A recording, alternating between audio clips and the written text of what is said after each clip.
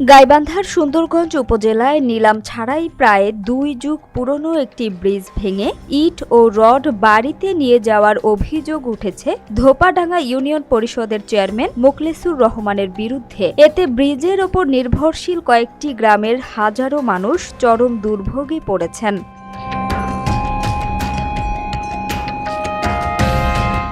জানা গেছে, ধোপাডাঙ্গা ইউনিয়নের ভেলার বাজার দক্ষিণ রাজীবপুর রাজনীতির বাজার সড়কে অবস্থিত প্রায় ২০ মিটার দীর্ঘ এই সেতুটি নির্মিত হয় প্রায় ২০ বছর আগে। ঝুঁকিপূর্ণ হলেও বিকল্প রাস্তা না থাকায় প্রতিদিন রিকশা, ভ্যান ও অটো রিকশা সহ বিভিন্ন যানবাহনে চলাচল করতেন স্থানীয়রা।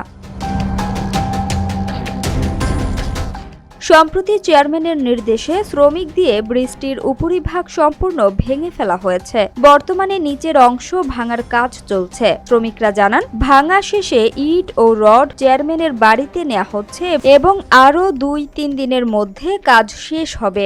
স্থানীয়দের অভিযোগ, নতুন ব্রিজ নির্মাণের কথা বলে কোনো নিলাম বা দরপত্র ছাড়াই পুরনো সেতুটি ভাঙা হচ্ছে। এতে যাতায়াতের একমাত্র পথ বন্ধ হয়ে পড়ায় তারা মারাত্মক সমস্যায় পড়েছেন।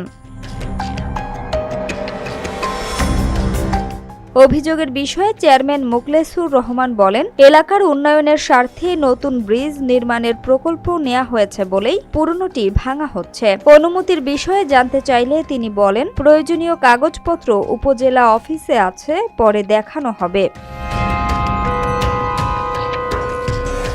এ বিষয়ে উপজেলা নির্বাহী কর্মকর্তা ইফফাত জাহান তুলি জানান, তিনি বিষয়টি সম্পর্কে অবগত নন। অভিযোগ পেলে তদন্ত করে প্রয়োজনীয় ব্যবস্থা নেওয়া হবে।